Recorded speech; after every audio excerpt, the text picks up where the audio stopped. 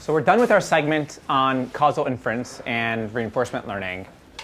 And for the next week, today and Tuesday's lecture, we'll be talking about disease progression modeling and disease subtyping. This is, from my perspective, a really exciting field. It's one which has really a richness of literature going back to somewhat simple approaches from a couple of decades ago up to some really state-of-the-art methods, including one which is in one of your readings for today's lecture. And I could spend a few weeks just talking about this topic, but instead, since we have a lot to cover in this course, what I'll do today is give you a high-level overview of one approach to try to think through these questions. The methods in today's lecture will be somewhat simple. They're meant to illustrate how simple methods can go a long way, and they're meant to illustrate also how one could learn something really significant about clinical outcomes and about predicting disease progression from these simple methods. And then in Tuesday's lecture, I'll ramp it up quite a bit, and I'll talk about several more elaborate approaches towards this problem, which tackle some more substantial problems that we'll really elucidate at the end of today's lecture. So there's three types of questions that we hope to answer when studying disease progression modeling. At a high level, I want you to think about this type of picture and have this in the back of your heads throughout today and Tuesday's lecture. What you're seeing here is a single patient's disease trajectory across time. On the x-axis is time. On the y-axis is some measure of disease burden.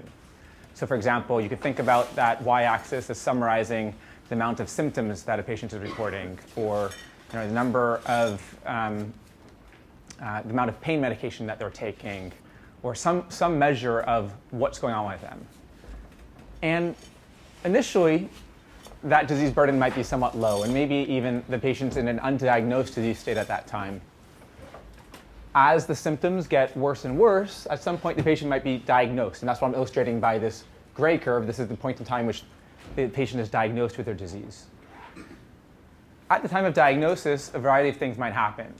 The patient might begin treatment, and that treatment might, for example, start to influence the disease burden, and you might see a drop in disease burden initially. If this is a cancer, unfortunately, often we'll see recurrences of the cancer, and that might manifest by uphill peak again, where the disease burden grows.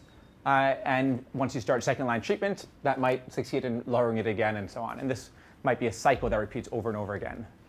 For other diseases which have no cure, for example, but which are managed on a day-to-day basis, and we'll talk about some of those, you might see even on a day-by-day basis, fluctuations, or you might see nothing happening for a while, and then, for example, in autoimmune diseases, you'll see these flare-ups where the disease burden grows a lot, then comes down again. It's really inexplicable why that happens.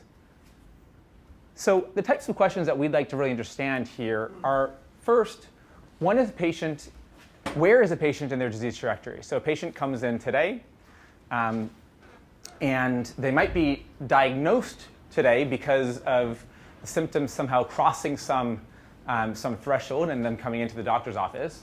But they could be sort of anywhere in this disease trajectory at the time of diagnosis. And a key question is, can we stage patients to understand, for example, things like how long are they likely to live based on what's currently going on with them? The second question is, when will the disease progress? So if you have a patient with kidney disease, you might want to know something about when will this patient with kidney disease need a transplant.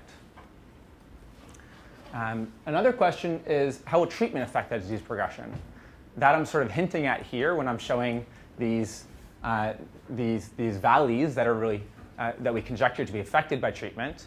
But one often wants to ask counterfactual questions, like what would happen to this patient's disease progression if you did one treatment therapy versus another treatment therapy?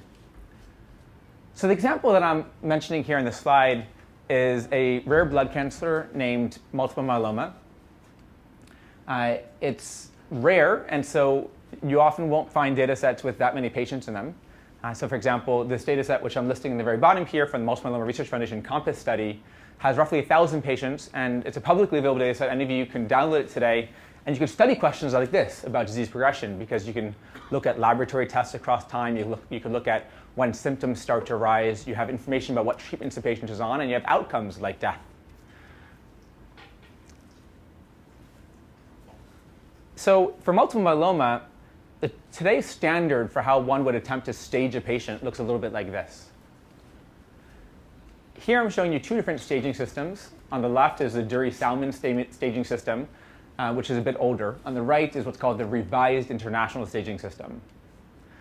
A patient walks into their oncologist's office, newly diagnosed with multiple myeloma, and after doing a series of blood tests, looking at quantities such as their hemoglobin rates, amount of calcium in the blood, also doing, let's say, a biopsy of the patient's bone marrow to measure amounts of different kinds of immunoglobulins, doing gene expression assays to understand various different genetic abnormalities. That data would then feed into a staging system like this.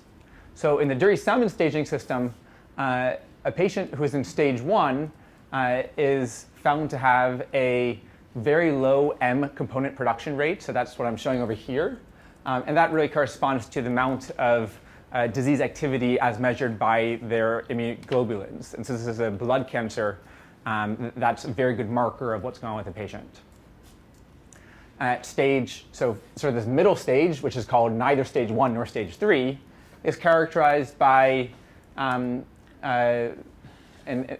this case, well, I'm not going to talk about that. If you go to stage 3 for here, you see that the M component levels are much higher. If you look at X-ray studies of the patient's bones, you'll see that there are lytic bone lesions, which are caused by the disease and really represent an advanced status of the disease.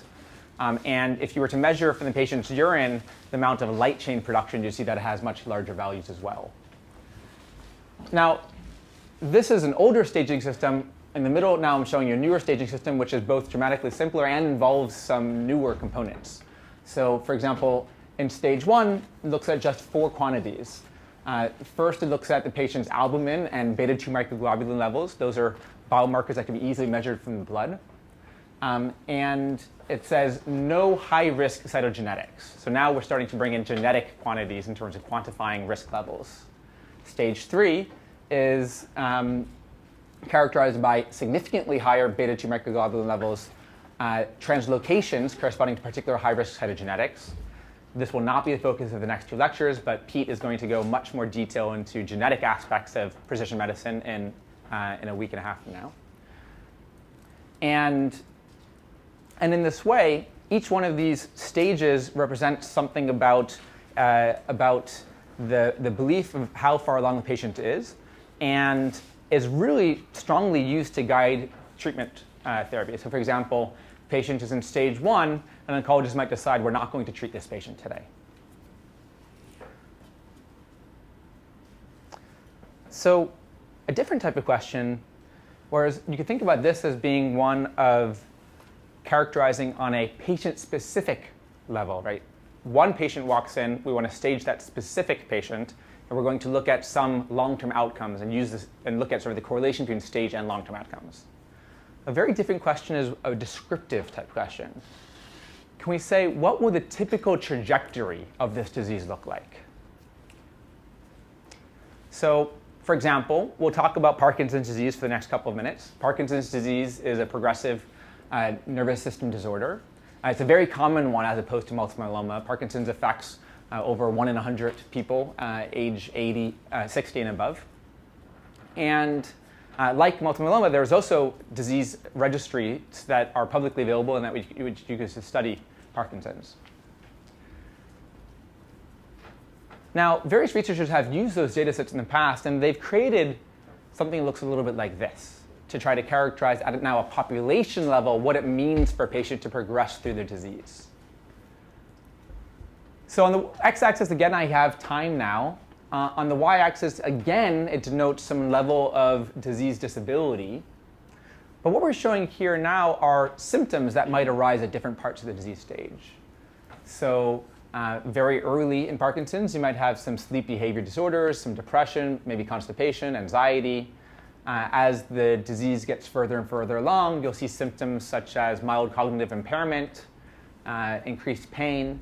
As the disease goes further on, you'll see things like dementia and increasing amounts of psychotic symptoms.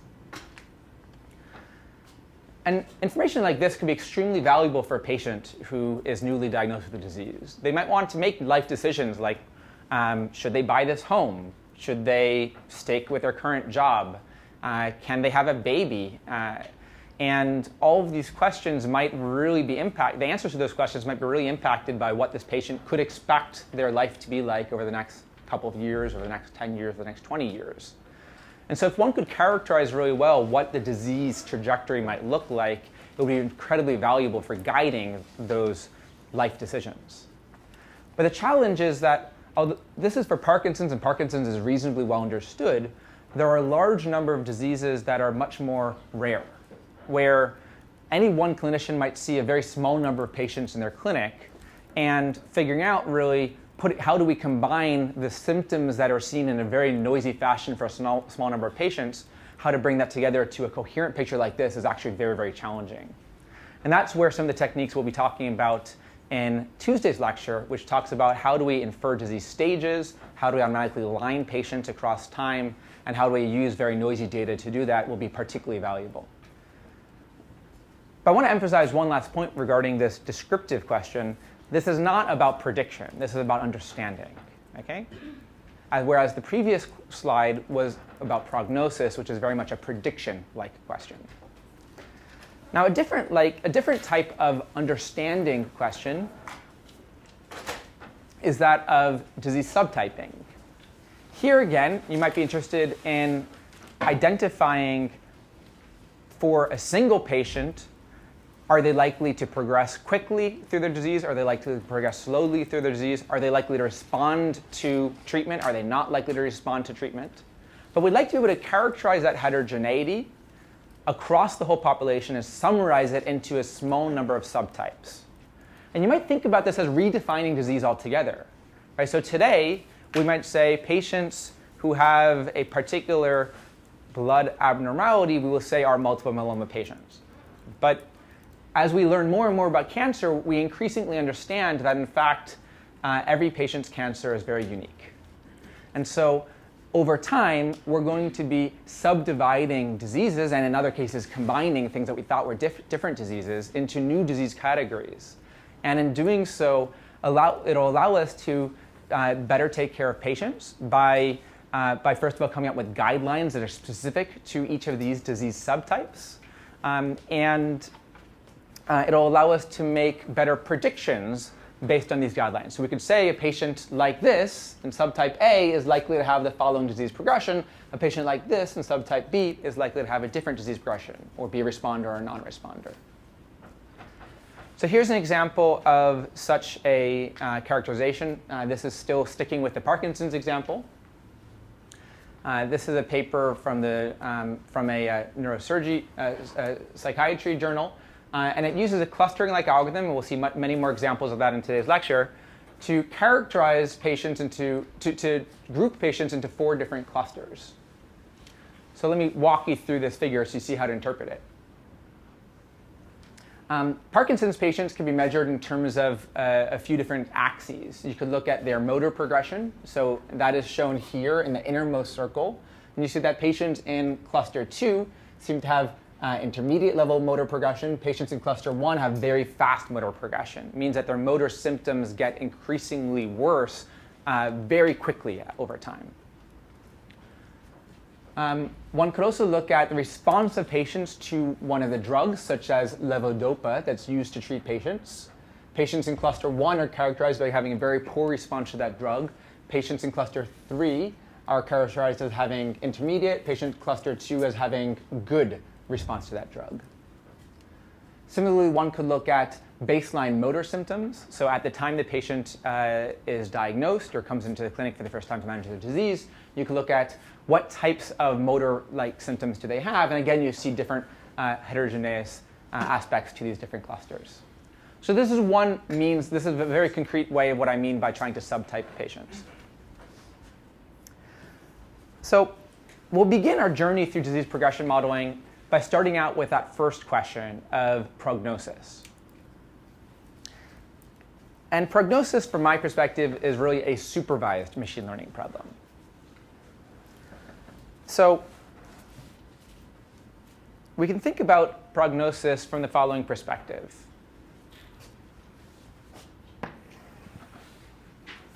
Patient walks in at time 0. And you want to know something about what will that patient's disease status be like over time. So for example, you could ask, at 6 months, what is their disease status? And for this patient, it might be, let's say, 6 out of 10. And where these numbers are coming from will become clear in a few minutes. 12 months down the line, their disease status might be 7 out of 10. 18 months, it might be 9 out of 10.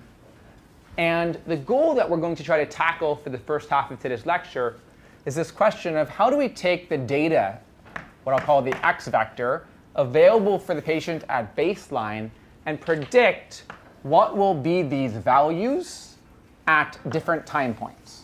Okay? So you could think about that as actually drawing out this curve that I showed you earlier. Right? So what we want to do is take the initial information we have about the patient and say, oh, the patient's disease status or their disease burden over time is going to look a little bit like this. And for a different patient, based on their initial covariates, you might say that their disease burden might look like that. Okay? So we want to be able to predict these curves in this, for this presentation. They're going to actually be sort of discrete time points. We want to be able to predict that curve from the baseline information we have available. And that'll give us some idea of how this patient's going to progress through the disease. So in this case study, we're going to look at Alzheimer's disease. Here I'm showing you 2 brains, a healthy brain and a diseased brain, to really emphasize how the brain suffers under Alzheimer's disease. We're going to characterize the patient's disease status by a score. And one example of such a score is shown here. It's called the Mini Mental State Examination, summarized by the acronym MMSE. And it's going to look as follows. For each of a number of different cognitive questions, a test is going to be performed, which, for example, in the middle, what says registration, the examiner might name 3 objects like apple, table, penny, and then ask the patient to repeat those 3 objects. All of us should be able to remember a sequence of 3 things so that when we finish the sequence, you should be able to remember what the first thing in the sequence was. Right? We shouldn't have a problem with that, but as patients get increasingly worse in their Alzheimer's disease, that task becomes very challenging.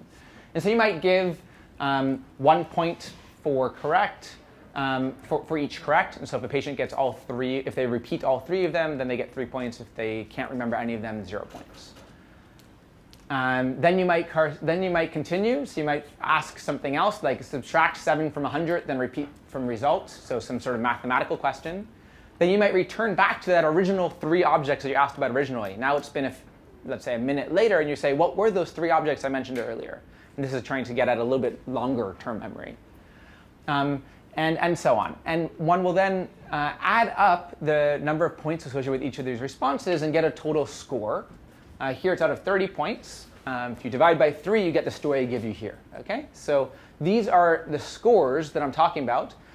For Alzheimer's disease, they're often characterized by scores to questionnaires. But of course, if you had done something like brain imaging, the disease status might, for example, be inferred automatically from brain imaging.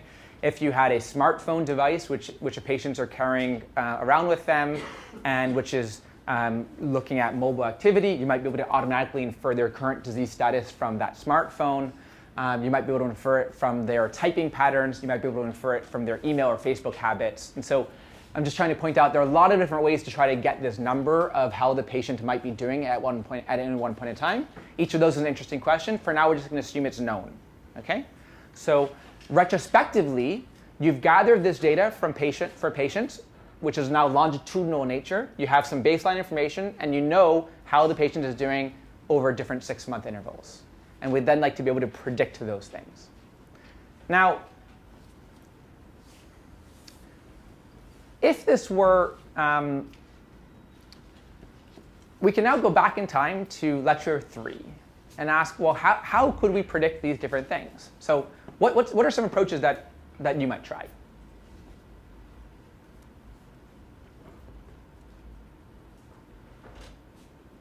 Why don't you talk to your neighbor for a second, and then I'll call in a random person. OK, that's enough. My question was sufficiently underdefined that if you talk longer, who knows what you'll be talking about. Over here, the two of you, the person with the computer, yeah. How would you tackle this problem? Me? No, over here. Yeah, you. I would just take, I guess, like previous data, and then, yeah, I guess like any previous data with like records of like disease progression over like that kind of span, and then like predict on new data. But just to understand, would you learn 5 different models? Like so our goal is to get these. Here I'm showing you 3, but it might be 5 different numbers, different time points. Would you learn one model to predict what it would be at 6 months, another to predict what it would be at 12 months? Would you learn a single model? Other ideas? Somewhere over this part of the room. Yeah, you. Yeah, sure.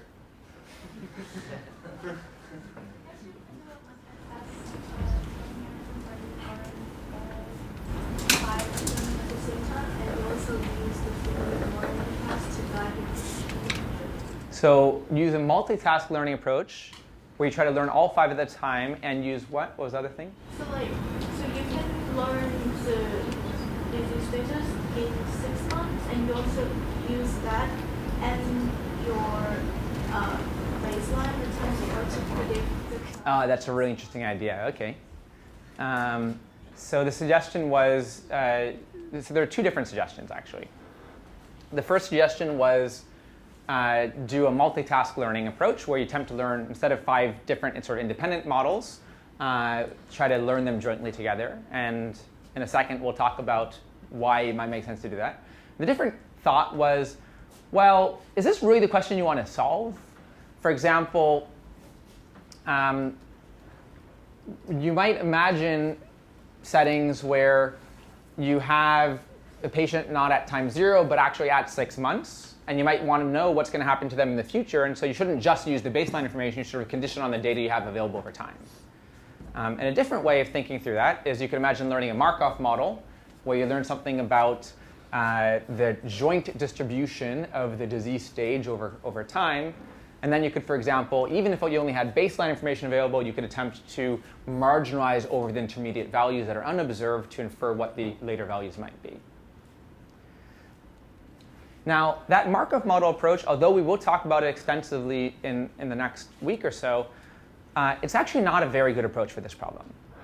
And the reason why is because it increases the complexity. So when you are in essence, if you wanted to predict what's going on at 18 months, and if as an intermediate step to predict on what goes on at 18 months, you have to predict what's going to go on at 12 months, and then the likelihood of transitioning from 12 months to 18 months, you might incur error in trying to predict what's going on at 12 months.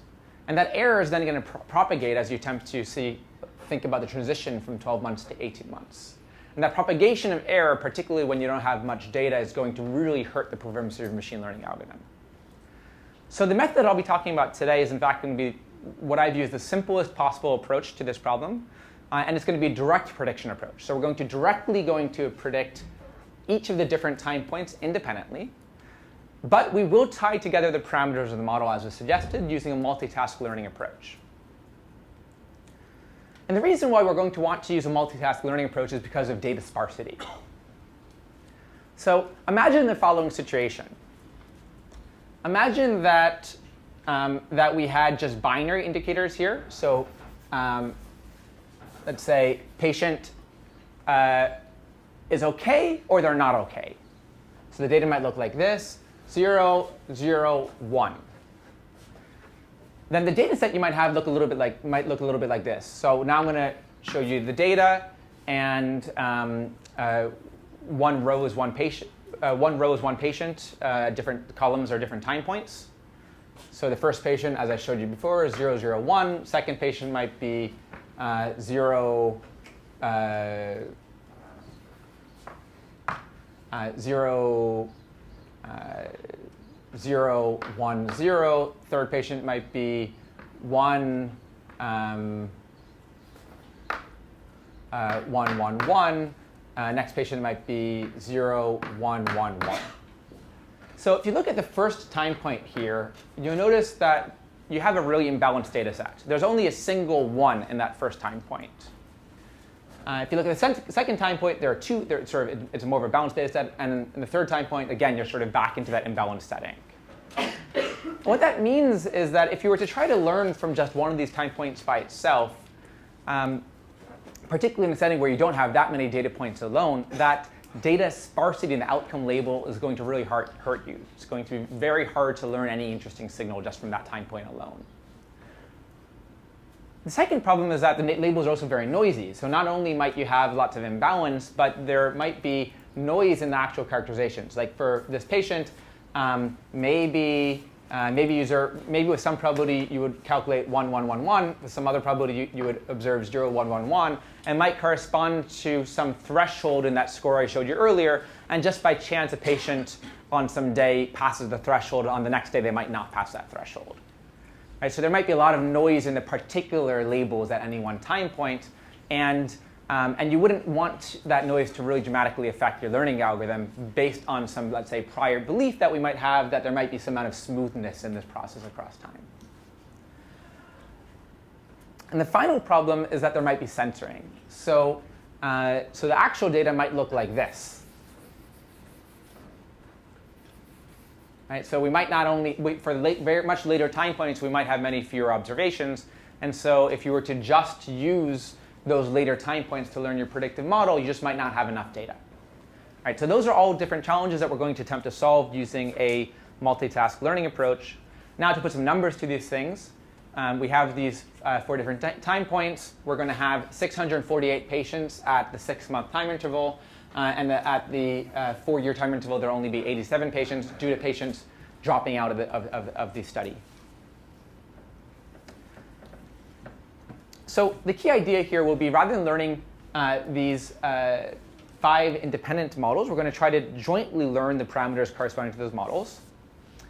And the intuitions that we're going to try to incorporate in doing so are that there might be some features that are useful across these 5 different prediction tasks. And so I'm using the example of biomarkers here as a feature. Think of that like a laboratory test result, for example, or an answer to a question that's available at baseline. And so one approach to learning is to say, OK, let's regularize the learning of these different models to encourage them to choose a common set of predictive features or biomarkers.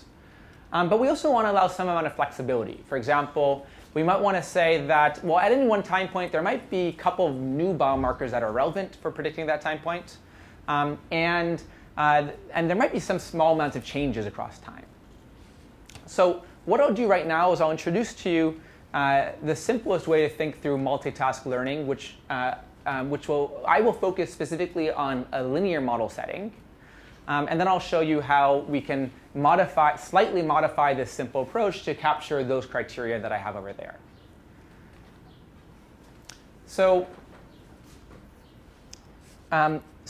let's talk about a linear model. And let's talk about regression, right? Because here, in the example I showed you earlier, we're trying to predict a score. It's, let's say, a continuous value number. We want to try to predict it, and we might care about minimizing some loss function. So if you were to try to minimize a squared loss, imagine a scenario where you had 2 different prediction problems. So this might be time point 0, and this might be time point 12 for 6 months and 12 months. You can start by summing over the patients, looking at your mean squared error at predicting what I'll say is the 6-month outcome label by some linear function, which I'm going to have as an subscript 6 to denote that this is a linear model for predicting the 6-month time point value, dot producted with your baseline features. And similarly, your loss function for predicting this one is going to be the same, but now you'll be predicting the Y12 label. And we're going to have a different weight vector for predicting that notice that x is the same, because I'm assuming in everything I'm telling you here that we're going to be predicting from baseline data alone. Okay? Now, a typical approach to try to regularize in this setting might be, let's say, to do L2 regularization. So you might say, I'm going to add on to this some lambda times the weight vector 6 squared, maybe same thing over here.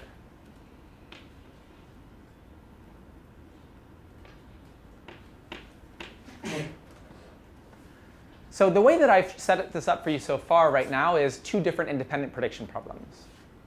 The next step is to talk about how we could try to tie these together. So any idea for those of you who have not specifically studied multitask learning in class? So for those of you who did, don't answer.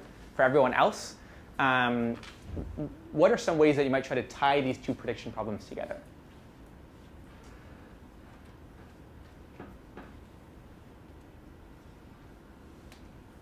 Yeah? Maybe you could share some weight parameters, so maybe for the common set of prime markers. So maybe you could share some weight parameters. Well, I mean, the simplest way to tie them together is just to say we're going to, all right. So you might say, let's first of all add these 2 objective functions together. And now we're going to minimize, instead of minimizing now we're going to minimize over the 2 weight vectors jointly. Okay, so now we have a single optimization problem. All I've done is we're minimizing this joint objective where I'm summing this objective with this objective. We're minimizing it with respect to now 2 different weight vectors. And the simplest thing to do what you just described might be to say, let's let W6 equal to W12. Okay? So you might just add in this equality constraint saying that these 2 weight vectors should be identical. What would be wrong with that? Someone else. What would be wrong with, and I know that wasn't precisely your suggestion, so don't worry. I have a question. Yeah, what's your question? Is X, are those also different? Sorry, yeah, I'm missing some subscripts, right? Okay. So I'll put this in a superscript, and I'll put subscript I.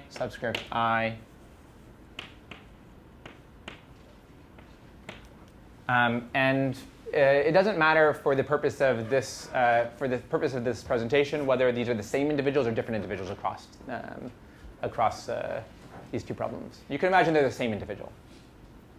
So you might imagine that there are n individuals in the data set, and we're summing over the same n people for both of these sums, just looking at different outcomes for each of them. This is the 6th-month outcome. This is the 12-month outcome. Is that clear? All right, so the simplest thing to do would be just to now that we have a joint optimization problem, we could constrain the 2 weight vectors to be identical. But of course, this is a bit of an overkill. This is like saying that you're going to just learn a single prediction problem where you sort of ignore the difference between 6 months and 12 months and just try to predict, you put those under there and just predict them both together. So you had another suggestion, it sounded like. Oh, no, you just asked why that was done. OK, so, and I answered that, sorry. What can we do differently? Yeah, you. You could maybe try to minimize the difference between the 2. So, like, not saying that they need to be the same, but, like, the chances that they're going to be super, super different isn't really high. That's a really interesting idea. So we don't want them to be the same. We might want them to be approximately the same, right? Yeah. And what's one way to try to measure how different these 2 are? Subtract them and then do what? Because these are vectors. It's not absolute value of a vector. What can you do to turn a vector into a single number? Take a norm. Take a norm of it. Yeah, I think that's what you meant. So we might take the norm of it. What norm should we take? Maybe L2 norm. OK. And we might say we want that. OK, so if we said that this was equal to 0, then of course that's saying that they have to be the same. But we could say that this is, let's say, bounded by some epsilon. And epsilon now is a parameter we get to choose. And that would then say, oh, OK, we've now tied together these 2 optimization problems. And we want to encourage that the 2 weight vectors are not that far from each other. Yep? Can you represent each weight vector as, like, have it just, like, be duplicated and, like, force the first weights to be the same and like the second ones to be different? You're suggesting a slightly different way to parameterize this by saying that W12 is equal to W6 plus some delta function, some delta difference. Is that what you're suggesting? No, that like you have your, say like it's like n-dimensional, Yep. like each vector is n-dimensional, but now it's going to be 2 n-dimensional, and you force the first n dimensions to be the same of the weight vector, Ah. and then the others. That's a really interesting idea. I'll return to that point in just a second. Thanks. Before I return to that point, I just want to point out that this isn't the most convenient thing to optimize, right? Because this is now a constrained optimization problem. What's our favorite algorithm for convex optimization in machine learning and non-convex optimization? Everyone say out loud. TAs are not supposed to answer. Neither are faculty. But I think I heard enough of you say stochastic gradient descent. Yes, good. That's what I was expecting. You could do projected gradient descent, but it's much easier to just get rid of this. And so what we're going to do is we're just going to put this into the objective function. One way to do that, so one motivation would be to say we're going to take the Lagrangian of this inequality, and then that'll bring this into the objective. But you know what? Screw that motivation. Let's just erase this. And I'll just say plus something else. So I'll call that lambda 1, some other hyperparameter, times now W12 minus W6 squared. OK? Now let's look to see what happens. If we were to push this lambda 2 to infinity, remember we're minimizing this objective function. So if lambda 2 is pushed to infinity, what is the solution of W12 with respect to W6? Everyone say out loud. 0. I said with respect to. So there are 1 minus the other is 0. Yes, good. Right, so it would be forcing them that they be the same. And of course, if lambda 2 is smaller, then it's saying we're going to allow some flexibility. They don't have to be the same, but we're going to penalize their difference by the squared difference in their norms. OK? So this is good. And so you raised a really interesting question, which I'll talk about now, which is, well, maybe you don't want to enforce all of the dimensions to be the same. Maybe that's too much. So one thing one could imagine doing is saying, we're going to only enforce this constraint, we're only going to put this penalty in for, let's say, dimensions. Trying to think of the right notation for this. I think I'll use this notation. Let's see if you guys like this.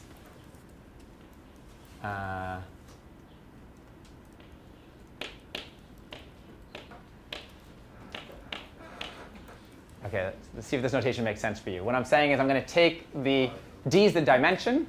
I'm going to take the first half of the dimensions to the end. I'm going to take that vector, and I'll penalize that. This is ignoring the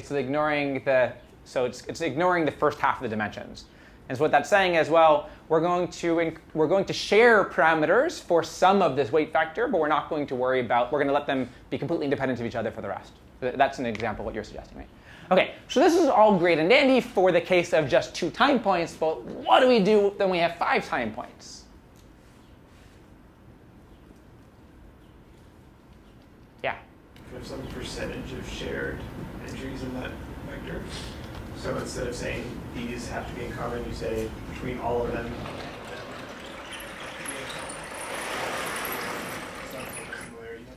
I think you have the right intuition, but I don't really know how to formalize that just from your verbal description. What would be the simplest thing you might think of, right? I gave you an example of how to do, in some sense, pairwise similarity. Could you just easily extend that if you have more than 2 things? You had an idea? Nope. Yeah. And like, yeah, y1 is similar to y2, and w2 is similar to y3, and so on. Like just. So you might say w1 is similar to w2, w2 similar to w3, w3 similar to w4, and so on. Yeah, I like that idea. I'm going to generalize that just a little bit, OK? So I'm going to start thinking now about graphs. We're going to now define a very simple abstraction to talk about multitask learning.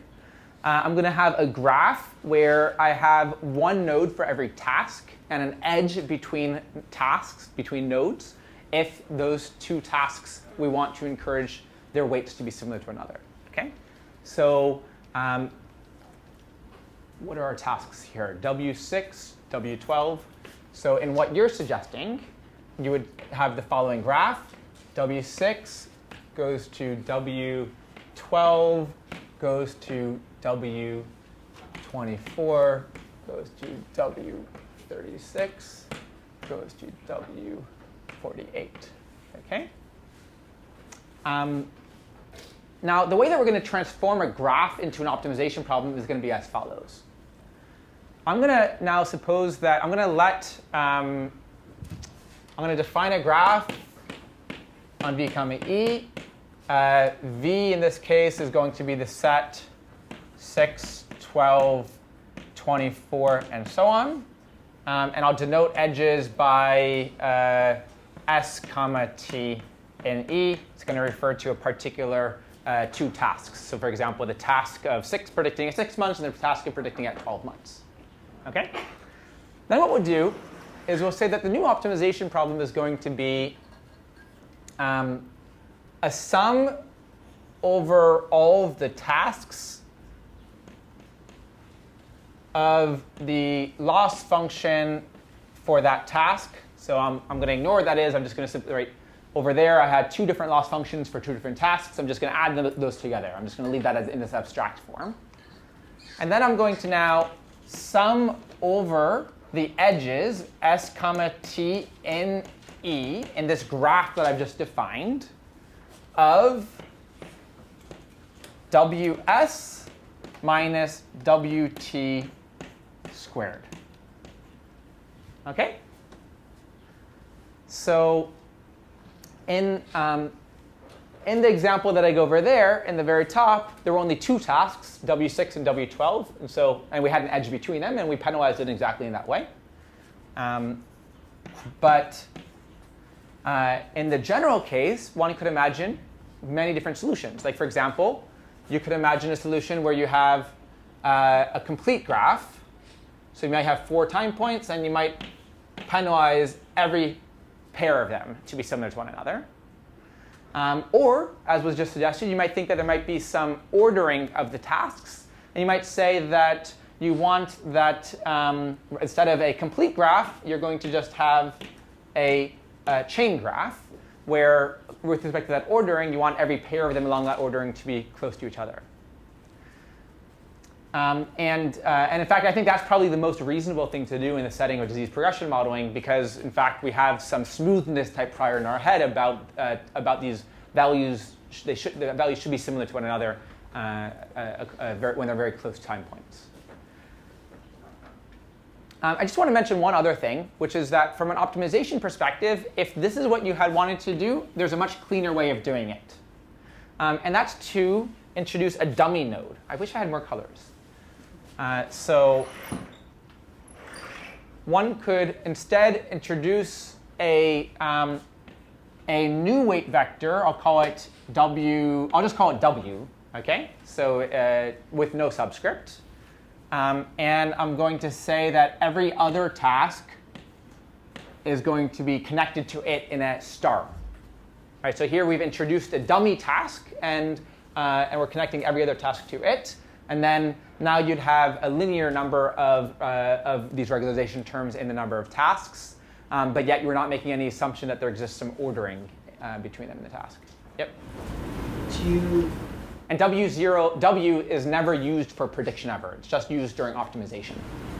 Why do you need a W0 instead of just doing it based around like W1? Well, if you do it based on W1, then it's basically saying that W1 is special in some way. And so everything's sort of pulled towards it, whereas it's not clear that that's actually the right thing to do. So you'll get different answers. And I leave that as an exercise for you to try to derive. OK, so this is the general idea for how one can do multitask learning using linear models. And I'll also leave it as an exercise for you to think through how you could take the same idea and now apply it to, for example, deep neural networks. And you can believe me that these ideas do generalize in the ways that you would expect them to do. And it's a very powerful concept. And so whenever you are tasked with, you tackle problems like this, and you're in settings where a linear model might do well, before you believe that someone's results using a very complicated approach is interesting, you should ask, well, what about this simplest possible multitask learning approach? Okay? So we already talked about one way to try to make the regularization a bit more interesting. For example, we could attempt to regularize only some of the features values to be similar to another. In this paper, which was tackling this disease progression modeling problem for Alzheimer's, they developed a slightly more complicated approach, but not too much more complicated, which they call the convex fused sparse group lasso. And it does the same idea that I gave here, where you're going to now learn a matrix W, and that matrix W is precisely the same notion. You have a different weight vector per task. You just stack them all up into a matrix. Okay? L of W, that's just what I mean by the sum of the loss functions. That's the same thing. The first term in the optimization problem, lambda 1 times the L1 norm of W, is simply saying it's exactly like sparsity, the sparsity penalty that we typically see when we're doing regression. So it's simply saying that we're going to encourage the weights across all of the tasks to be as small as possible. And because it's an L1 penalty, it has the effect of actually trying to encourage sparsity. So it's going to push things to 0 wherever possible. The second term in this optimization problem, this lambda 2 RW squared,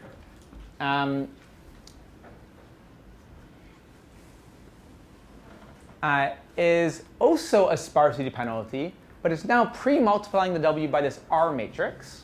This R matrix, in this example, is shown by this. And this is just one way to implement precisely this idea that I had on the board here. So what this R matrix is going to say is it's going to say it's going to have one, you can have as many rows as you have edges. And you're going to have, for the corresponding task, which is S, you have a 1. And for the corresponding task, which is T, you have a -1.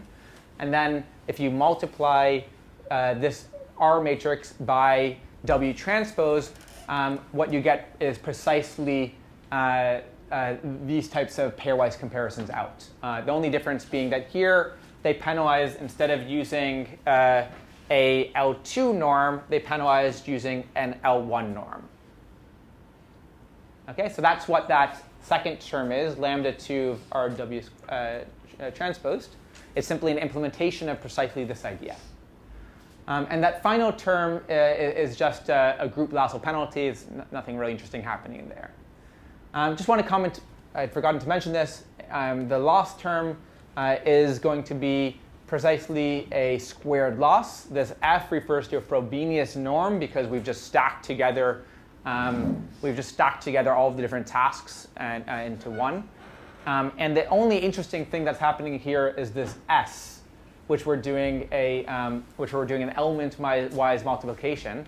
What that S is simply a masking function. It's saying if we don't observe a value at some time point, like if, for example, if either this is unknown or it's censored, then we're just going to zero it out. So there will not be any loss for that particular element. So that S is just the mask, which allows you to account for the fact that you might have some missing data.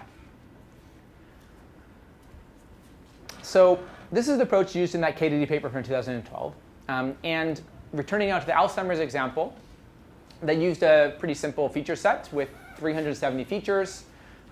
The first set of features were derived from MRI scans of the patient's brain. In this case, they just derived some pre-established features that characterize the amount of white matter, and so on. It includes some genetic information, a bunch of cognitive scores. So MMSE was one example of an input to this model at baseline is critical, right? So there are a number of different types of cognitive scores that were collected at baseline, and each one of those makes up some feature. And then a number of laboratory tests, which I'm just denoting as random numbers here, but they have some significance. Now, one of the most interesting things about the results is if you compare the predictive performance of the multitask approach to the independent regressor approach.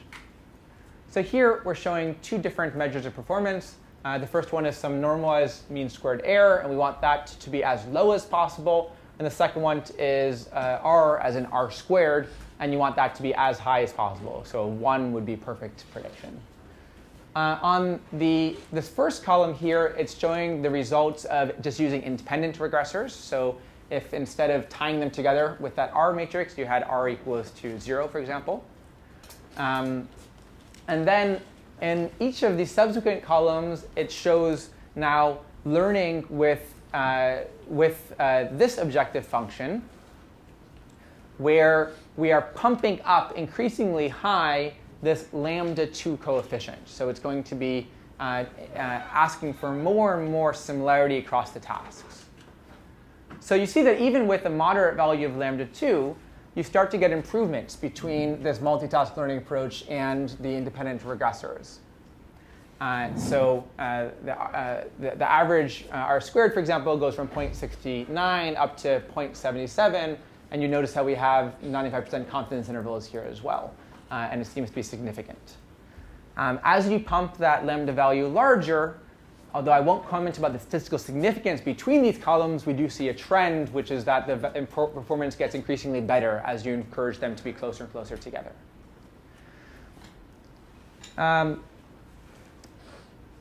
So I don't think I want to mention anything else about this result. Is there a question? Is this like on a test set? Thank you. Yes, so this is on a held out set. Thank you. And that also reminded me of one other thing I wanted to mention, which is critical to this story, which is that you see the results because there's not much data. Right? If you had a really large training set, you would see no difference between these columns.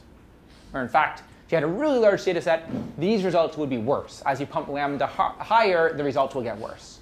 Because sort of allowing flexibility among the different tasks is actually a better thing if you have enough data for each task.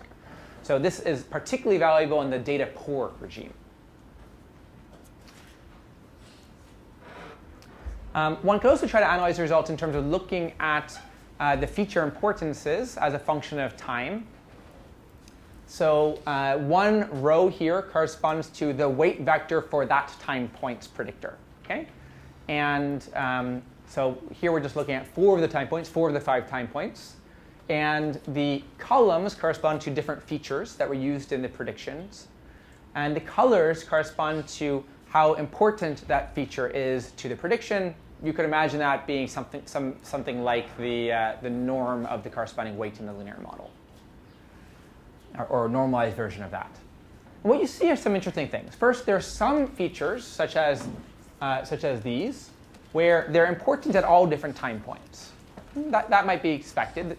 But then there also might be some features that are really important for predicting what's going to happen right away, but are really not important to predicting longer-term outcomes. And you start to see things like that over here, where you see that, for example, these features are not at all important for predicting in the 36th time point, but were useful for the earlier time points.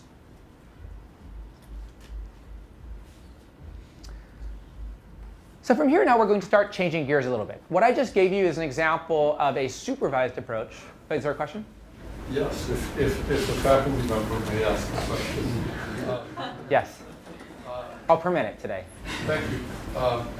So it's really 2 questions, but I like the linear model that one of our friends suggested better than the fully coupled model, because it seems more intuitively plausible to me. And indeed, it's the linear model which is used in this paper. Okay. Yes, because you noticed how that R was sort of diagonal. So okay. The other observation is that in particular in Alzheimer's, given our current state of inability to treat it, it never gets better, and yet that's not a constraint in the model. And I wonder if it would help to know that. That's a really interesting point. So what Pete's suggesting is you could think about this as, you could think about putting an additional constraint in, which is that you can imagine saying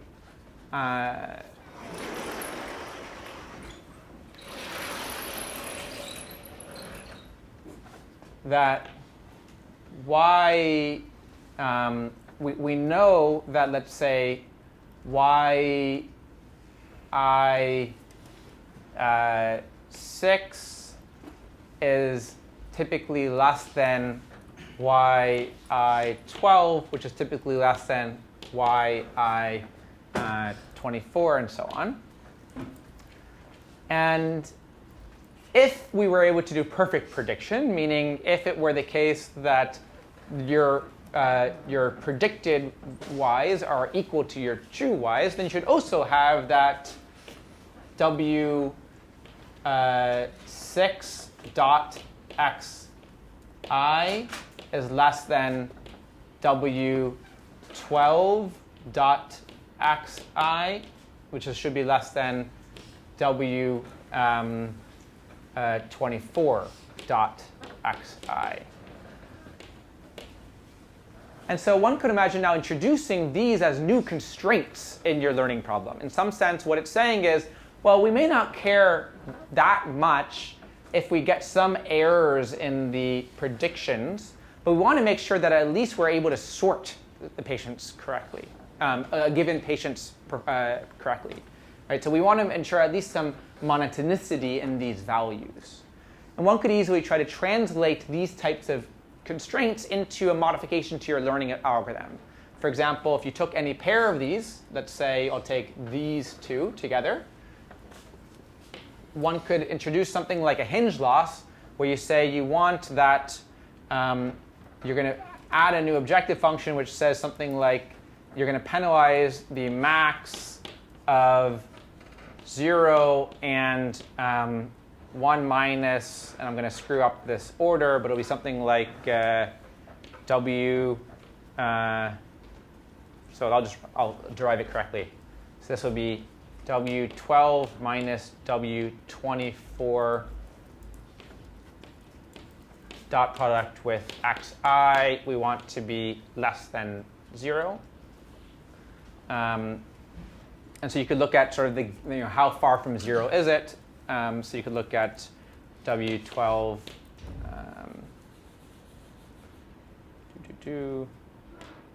You might imagine a loss function which says, okay, if it's greater than 0, then you have a problem, and we might penalize it at, let's say, a linear penalty, however greater than 0 it is. And if it's less than 0, you don't penalize at all. So you say something like this: max of w12 minus w24 dot product xi. And you might add something like this to your learning objective. And that would try to encourage, that would penalize violations of this constraint using a hinge loss type loss function. So that would be one approach to try to put such constraints into your learning objective.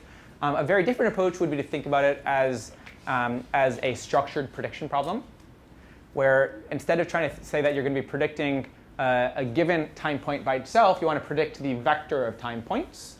And there's a whole field of what's called structured prediction, which would allow one to formalize objective functions that might encourage, for example, smoothness in predictions across time that one could take advantage of. But I'm not going to go more into that for reasons of time. OK.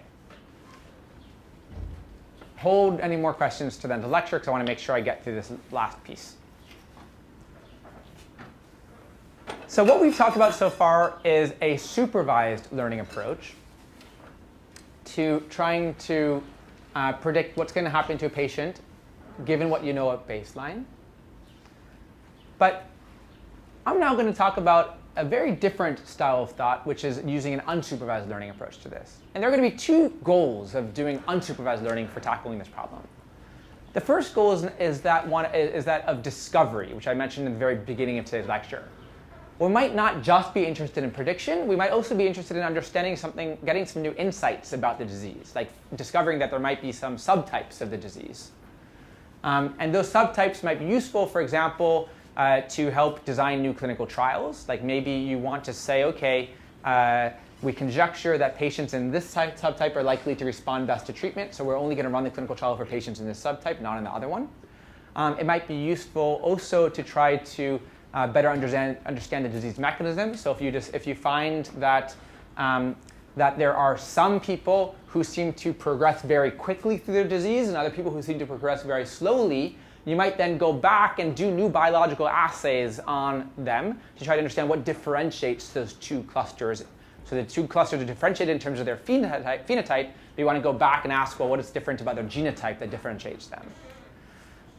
And it might also be useful to have a very concise description of what differentiates patients in order to actually have policies that you can implement. So rather than having what might be a very complicated linear model or even nonlinear model for predicting future disease progression, it would be much easier if you could just say, OK, for patients who have this biomarker abnormal, they're likely to have very fast disease progression. Patients who are likely to have this other biomarker abnormal, they're likely to have a slow disease progression. And so we'd like to be able to do that. That's what I mean by discovering disease subtypes. But there's actually a second goal as well, which, remember, think back to that original motivation I mentioned earlier of having very little data.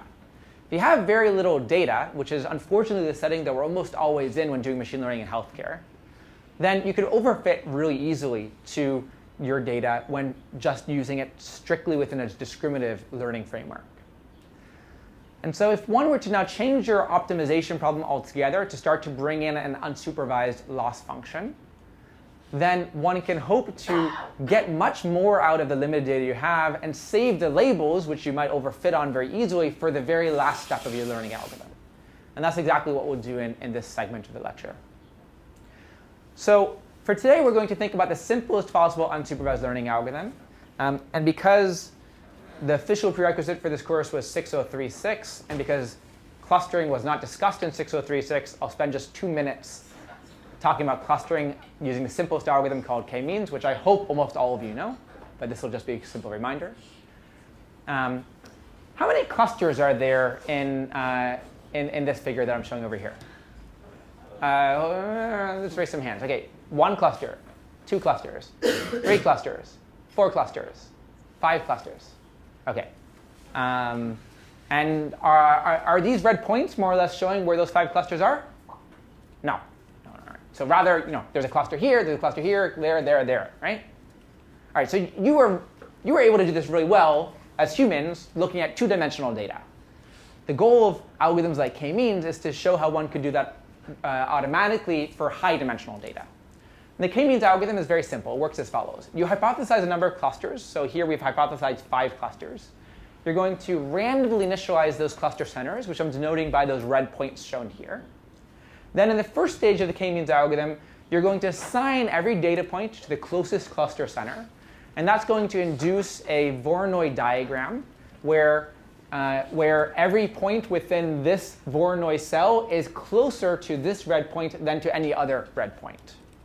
And so every data point in this Voronoi cell will then be assigned to this data point. Every data point in this Voronoi cell will be assigned to that data point, and so on. Okay? So we're going to now assign all data points to their closest cluster center. And then we're just going to average all the data points assigned to some cluster center to get the new cluster center. And you repeat.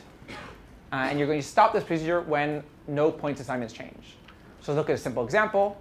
Here we're using k equals 2. We've just decided there are only 2 clusters. We've initialized the 2 clusters shown here as the 2 cluster centers as this red cluster center and this blue cluster center. Notice that they're nowhere near the data. We just randomly chose them. They're nowhere near the data. It's actually pretty bad initialization. The first step is going to assign data points to their closest cluster center. So I want everyone to say out loud either red or green to which cluster center it's going to point to, what is going to be assigned to in this step.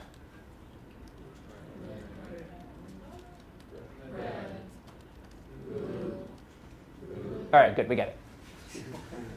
All right, so that's the first assignment. Now we're going to average the data points that are assigned to that red cluster center. So we're going to average all the red points, and the new red cluster center will be over here, right? Over there?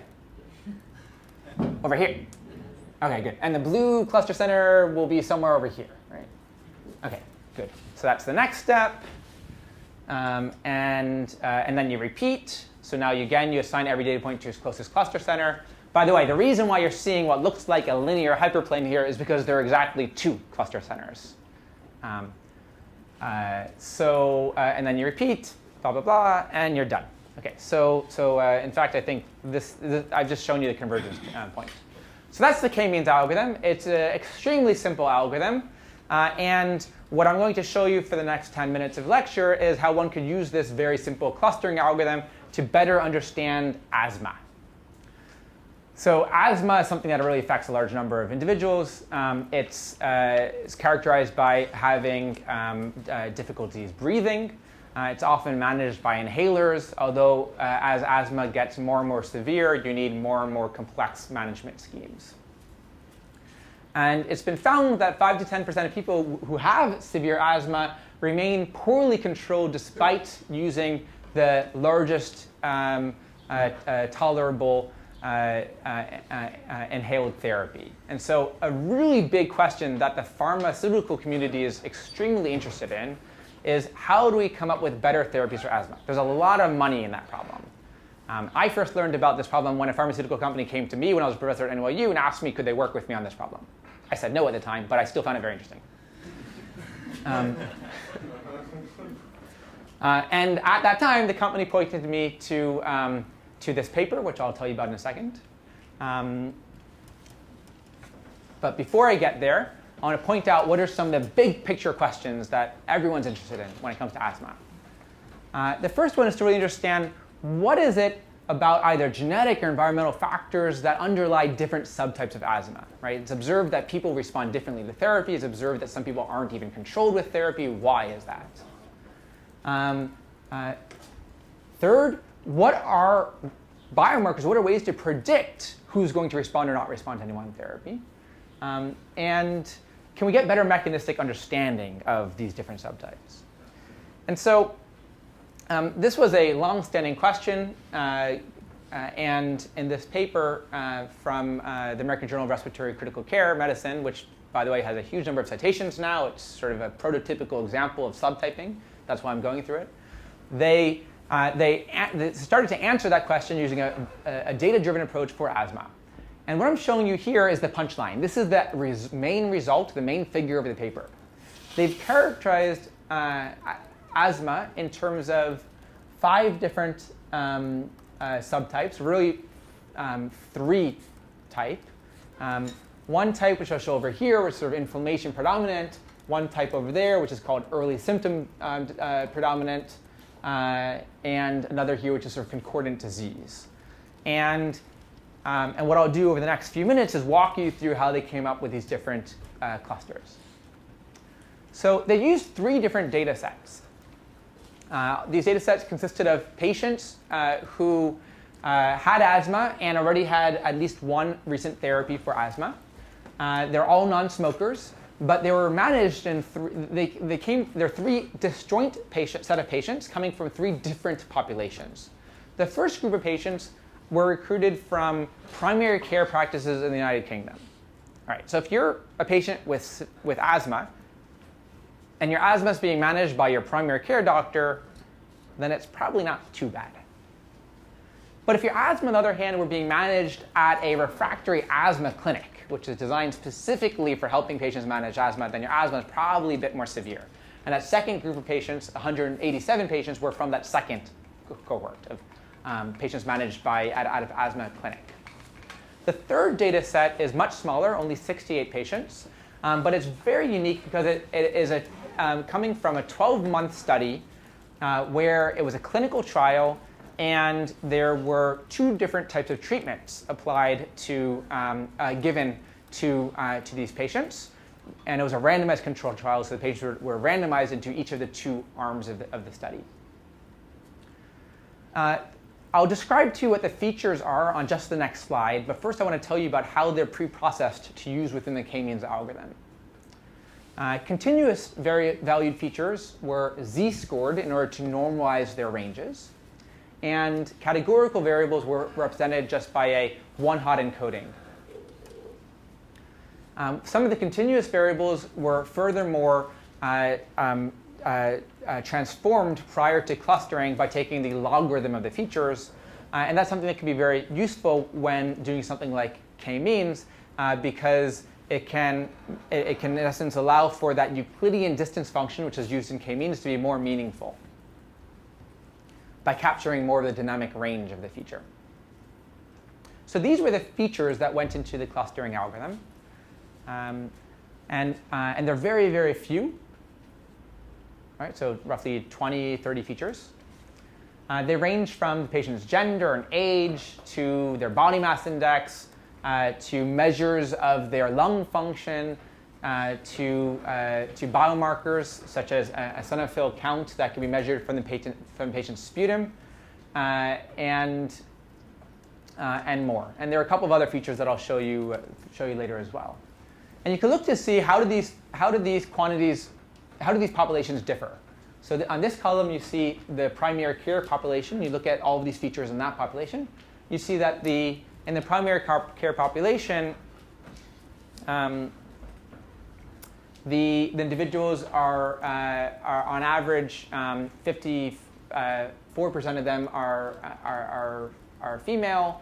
In the secondary care population, 65% of them are female. You notice that things like, if you look at some measures of lung function, it's significantly worse in that secondary care population, as one would expect, because these are more severe patients with asthma. Patients with more severe asthma. So next, after doing k-means clustering, these are the 3 clusters that result. And now I'm showing you the full set of features. So let me first tell you how to read this. This is clusters found in the primary care population. This column here is just the average values of those features across the full population. And then for each one of these 3 clusters, I'm showing you the average value of the corresponding feature in just that cluster. Okay? And that's in essence the same. That's exactly the same as those red points I was showing you when I described k-means clustering. Right? It's the cluster center. And one could also look at the standard deviation of how much variance there is along that feature in that cluster, and that's what the numbers in parentheses are telling you. So the first thing to note is that in cluster 1, which is called which the authors of the study named early onset atopic asthma, these are very young patients, an average of 14, 15 years old, as opposed to cluster 2, where the average age was 35 years old. So a dramatic difference there. Moreover, we see that these are patients who have actually been to the hospital recently. So most of these patients have been to the hospital. On average, these patients have been to the hospital at least once recently. And furthermore, they've had severe asthma exacerbations in the past 12 months, at least on average twice per patient.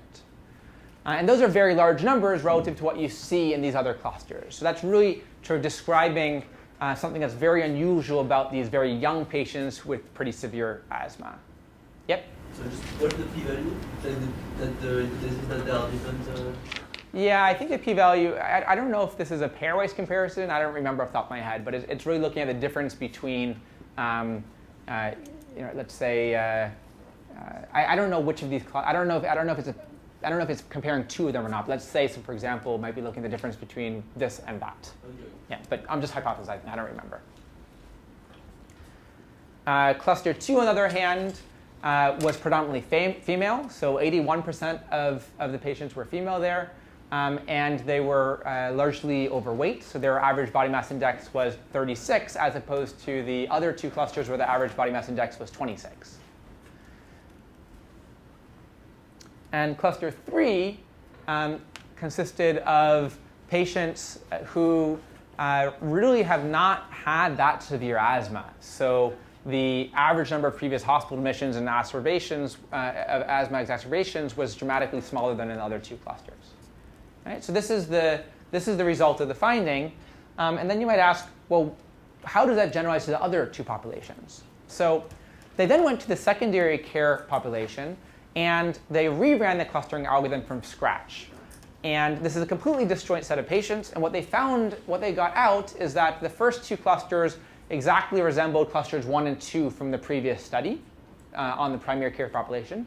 But because this is a different population with much more severe patients, that third cluster earlier of benign asthma doesn't show up in this new population, and there are 2 new clusters that show up in this new population.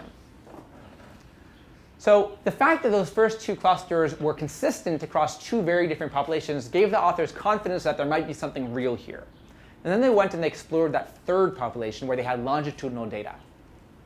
And that third population they were then using to ask, so up until now we've only used baseline information.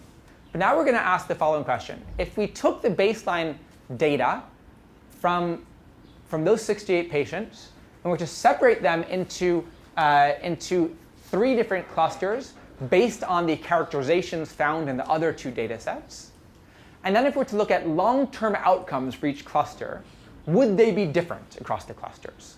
And in particular, here we actually looked at not just predicting a progression, but we're also looking at we're looking at differences in treatment response, because this was a randomized control trial. And so there are going to be 2 arms here. What's called the clinical arm, which is the standard clinical care, and what's called the sputum arm, which consists of doing regular monitoring of the airway inflammation, and then titrating steroid therapy in order to maintain normal eosinophil counts. And so this is comparing 2 different treatment strategies. And the question is, do these 2 treatment strategies result in differential outcomes? So when the clinical trial was originally performed, and they computed the average treatment effect, which, by the way, because this was an RCT, was particularly simple. You just averaged the outcomes across the 2 arms. They found that there was no difference across the 2 arms. So there was no difference in outcomes across the 2 different therapies. Now what these authors are going to do is they're going to rerun the study.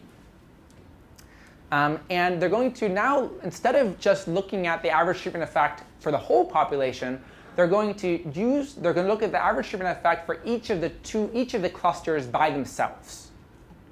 And the hope there is that one might be able to see now a difference. Maybe that there was heterogeneous treatment response, and sometimes the therapy worked for some people, not for others. And these were the results. So indeed, across these 3 clusters, we see actually a very big difference. So if you look here, for example, the number of commenced on oral corticosteroids, which is a measure of an outcome, right? So you might want this, I can't remember if small or large, but there's a big difference between these 2 clusters.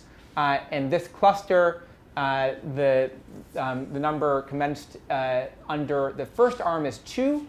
In this other cluster for patients who got the second arm, 9, and exactly the opposite for this third cluster. The first cluster, by the way, had only 3 patients in it, so I'm not going to make any comment about it.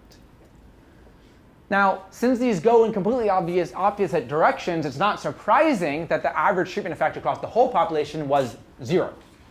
But what we're seeing now is that, in fact, there's a difference. And so it's possible that the therapy is actually effective, but just for a smaller number of people. Now, this study would have never been possible had we not done this clustering beforehand, because it has so few patients, only 68 patients. If you attempted to both search for the clustering at the same time as, let's say, find clusters to differentiate outcomes, you would overfit the data very quickly. So it's precisely because we did this unsupervised subtyping first, and then used the labels not for searching for the subtypes, but only for evaluating the subtypes, that we're actually able to do something interesting here. So in summary, in today's lecture, I talked about 2 different approaches: a supervised approach for predicting future disease status, and an unsupervised approach. And there were a few major limitations that I want to emphasize that we'll return to in the next lecture and try to address. The first major limitation is that none of these approaches differentiated between disease stage and subtype.